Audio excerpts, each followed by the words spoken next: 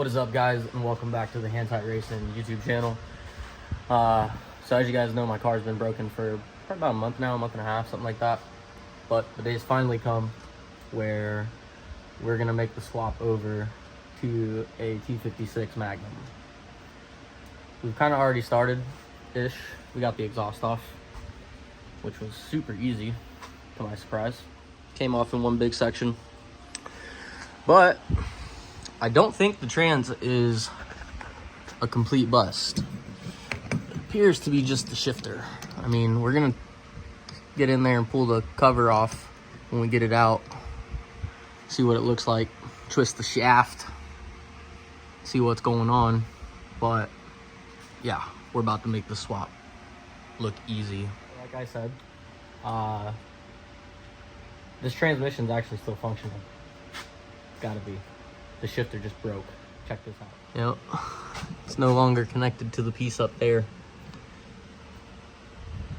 I was missing a drive shaft bolt too, so that was cool. But, you know, we're about to get it taken care of. She'll be back on the road soon. So after not too much of a hassle, I do believe this trans is pretty much ready to come out. I still got to take the clutch line off and then undo the cross member. But other than that, I think it's pretty much ready to come out. Got all the bell housing bolts out, and we're going up with it.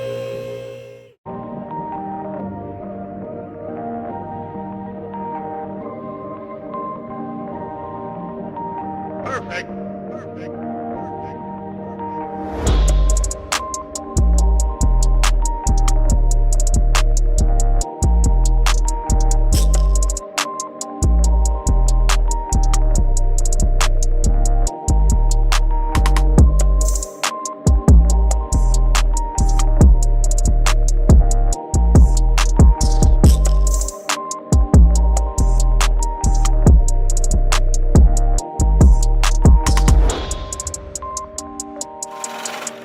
Just a little update.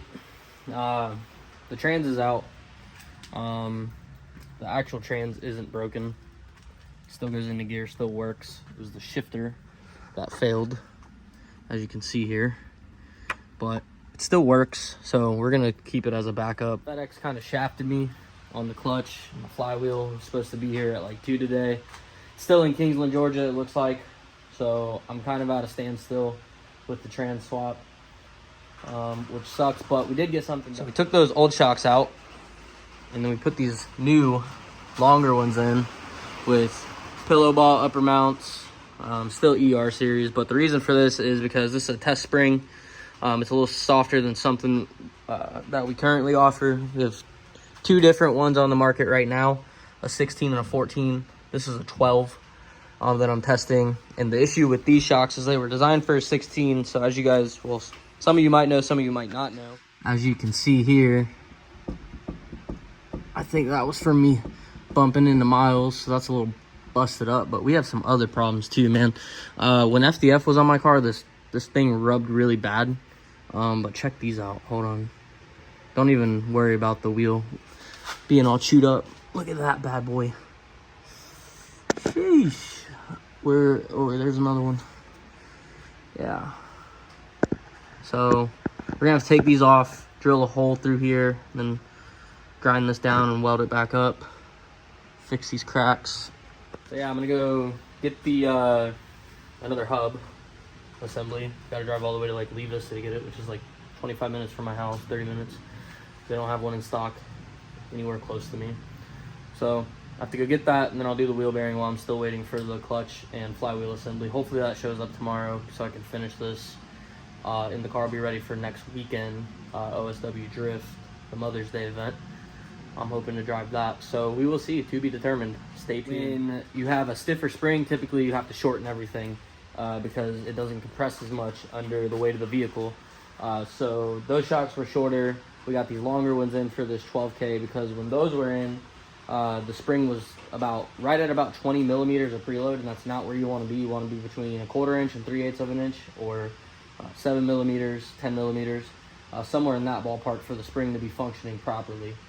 So that should do some things for the rear of the car. It should add some grip naturally because we're not compressing the spring as much, so there's not as much resistance. We're using all of that additional stroke that we were using, or that we were taking away with those shoulder shocks. So got these bad boys in here, excited to try those out. And then I got a wheel bearing issue to fix. So we're back in here and we got everything. Gang's all here. Check this is our T56 Magnum swap kit from Justin's Performance Center.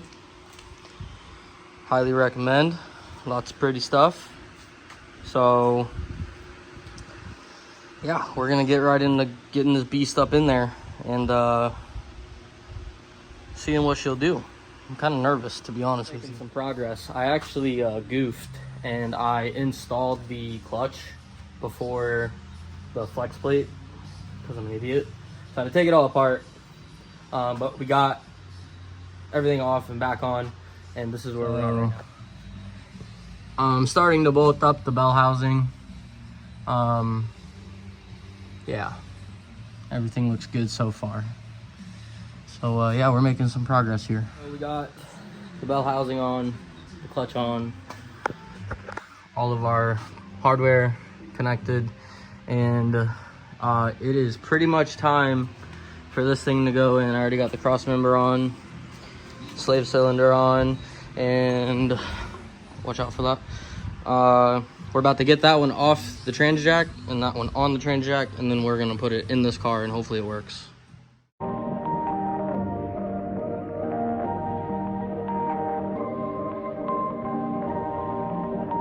Perfect. Perfect.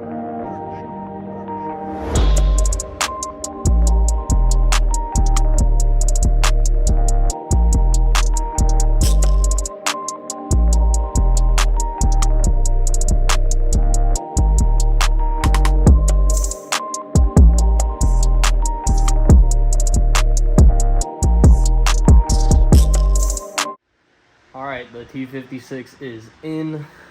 Wasn't too bad. Pretty easy swap. I'm not gonna plug anything into the trans, so I'm not gonna have a speedo anymore. We're gonna hope it doesn't cause any issues. Justin did it in his car. He said he hasn't really had any issues with it. But yeah, check out what we have going. We got our new SF5 bell housing with our shim plate. Then we got our RXT McLeod in there. Our clutch line is hooked up. Reuses the same slave cylinder throwout bearing as MT82. So all we really have to do here before an initial drive test is put some ATF in this guy. I guess that's what they use in these.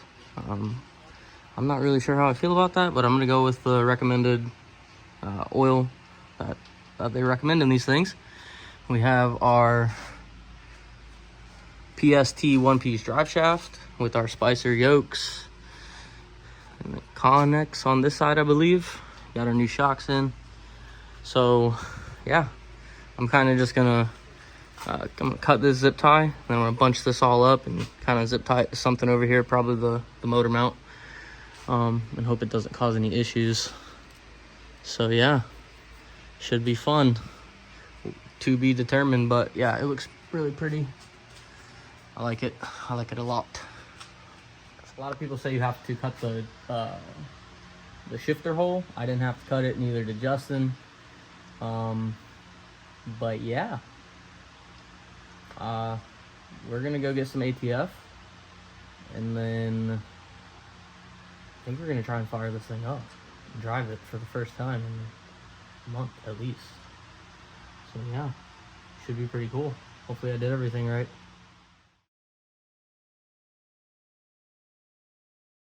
Well, the T56 swap is complete. We just tested it on the lift. It rolled, it disengaged, it engaged, it did all the right things for me to put the wheels back on and take it on a test drive. So if you want to know how that goes, you'll just have to stay tuned till next week, because if it goes good, then I'll be drifting the car next week. If it doesn't, then I won't be. So stay tuned, like, subscribe, share with your friends. I appreciate you guys watching. Stay tuned for the giveaway. Till next time.